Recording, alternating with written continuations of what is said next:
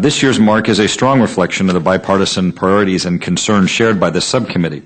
It contains many sound measures and budget recommendations that will provide key capabilities to our warfighters, strengthen our nation's strategic forces, and sustain the intellectual capital and industrial base supporting our national security infrastructure. Last year, the Bipartisan Strategic Posture Commission noted that the National Nuclear Security Administration's physical infrastructure is in serious need of transformation, and that the intellectual infrastructure is also in trouble. The Commission went further to highlight that the production complex requires significant modernization and refurbishment. I am therefore pleased that the MARC endorses the 13% funding increase for NNSA and recommends additional funding for Pantex and Y-12. However, our commitment to the sustainment and modernization of our nation's deterrence capabilities cannot be measured with a single year's budget. I hope the subcommittee can continue to work in a bipartisan manner to press the administration and our colleagues in Congress to sustain this funding in the out years. Though the Nuclear Posture Review endorses the committee's stockpile management program, which was established in law last year, it appears to place artificial limitations on the options for managing the stockpile, specifically on replacement options. The MARC clarifies, quote, that nothing within the statute would limit management of the nuclear weapons stockpile using the spectrum of options identified by the Congressional Commission on the Strategic Posture of the United States. This MARC also supports the funding necessary to start or continue important warhead life extension activities with the W-76, B-61, and W-78, which will ensure the long-term safety, security, and reliability of these systems. Despite the positive measures being taken in the Chairman's MARC, I remain concerned about the administration's changes to U.S. nuclear policy. The NPR changes our nation's long-standing policy of calculated ambiguity to a policy that takes options off the table in protecting the United States and our allies from potential aggressors. Furthermore, the NPR signals a clear intent to make deeper cuts to our nuclear forces beyond New START, but does not provide the strategic rationale or change in threat to justify more cuts. I share the President's vision for a world without nuclear weapons, but as Vice President Nicolas Sarkozy said last fall, quote, we live in a real world, not a virtual one, close quote. We therefore have a responsibility to craft nuclear policies that strengthen our nation's security, not disarm it. I plan to address these concerns during our full committee markup next week. In the area of missile defense, I am pleased to associate myself with the Chairman's efforts to bolster funding for missile defense. Early in the year, many of us argued that a top-line increase was necessary to implement the administration's myriad missile defense commitments, to sustain our homeland defense capabilities, to implement the new phased adaptive approach for Europe, and to expand missile defense inventories, increase testing, strengthen international cooperation, and continue promising science and technology. The MARC adds funds for Aegis and THAAD production. There was bipartisan concern that despite the administration's plans for Aegis and THAAD inventory growth, the budget request created near-term production gaps and inefficiencies for industry because the bulk of the funding was pushed to the out years. The MARC also requires a report on the regional missile defense architectures highlighted in the Ballistic Missile Defense Review, including the resulting force structure and inventory requirements.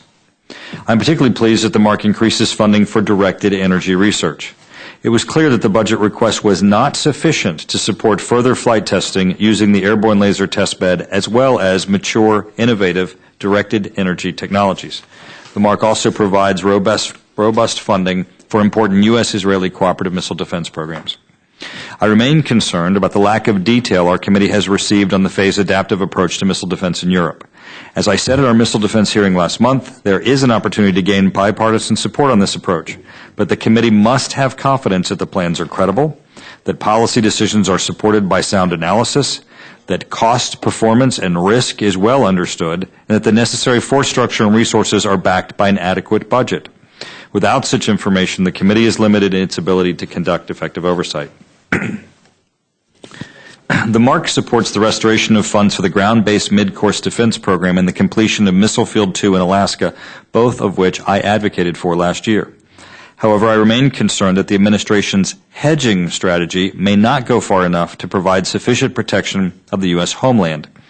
The phased adaptive approach is not planned to cover the U.S. homeland until 2020, yet the ICBM threat from Iran could materialize as early as 2015. In fact, despite the administration's conclusion last year that the long-range threat was not materializing as rapidly as once thought, we are seeing new details emerge on North Korea and Iran's long-range missile programs. We need to ensure that the administration follows through on the commitment it made in the Ballistic Missile Defense Review to, quote, continue development and assessment of a two-stage ground-based interceptor, close quote, as a hedge in case the threat comes earlier or in case any technical challenges arise with the later models of the SM-3 interceptor. Lastly, Russians' suggestions that their adherence to the New START treaty would be conditional upon U.S. missile defense deployments in Europe are troublesome. Some press articles have suggested a tacit commitment from the White House that there would be no strategic defense in Europe. This committee clearly stated its position in last year's bill, stating, quote, the follow-on treaty to the START treaty should not include any limitations on the ballistic missile defense systems. Close quote. Furthermore, I expect the administration to fully implement all four phases of its phase-adaptive approach for Europe to protect the United States and Europe from short, medium, and long-range missile threats. The MARC makes sound adjustments in the areas of national security, space, and intelligence. The MARC continues to provide stable funding for important space acquisition programs in the areas of satellite communications, GPS, missile warning, space situational awareness, launch and operationally responsive space. The MARC recommends a significant reduction to the IMPOST program.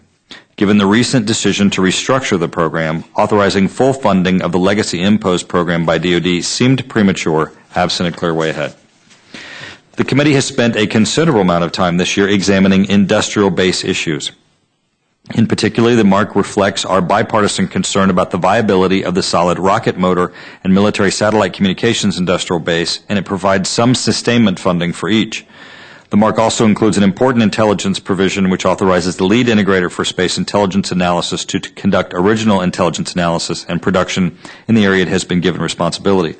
Last fall, it came to my attention that the Defense Intelligence Agency had issued guidance prohibiting NASIC from doing original analysis in certain counterspace areas despite its longstanding technical expertise and history in such areas. I did not believe this was in our nation's best interest, especially with the Department's increased emphasis on space situational awareness and space protection, and I greatly appreciate the Chairman's willingness to work with me on this provision. Mr. Chairman, I would like to conclude by congratulating you on this product. However, as I've stated, I do have some outstanding concerns which my colleagues and I will seek to address in the full committee markup next week. Nonetheless, I believe we have a well-crafted MARC before us and that we will continue to build upon as the MARC is taken up in the full committee next week. You have my commitment to work across the aisle as we move this bill through the House and Senate. On a final note, I would like to thank the other members of the subcommittee and the staff for their hard work this year, and I would also like to thank our chairman for your candor, openness, and your spirit of bipartisan cooperation. I recommend the adoption of the chairman's MARC and encourage my colleagues to support it.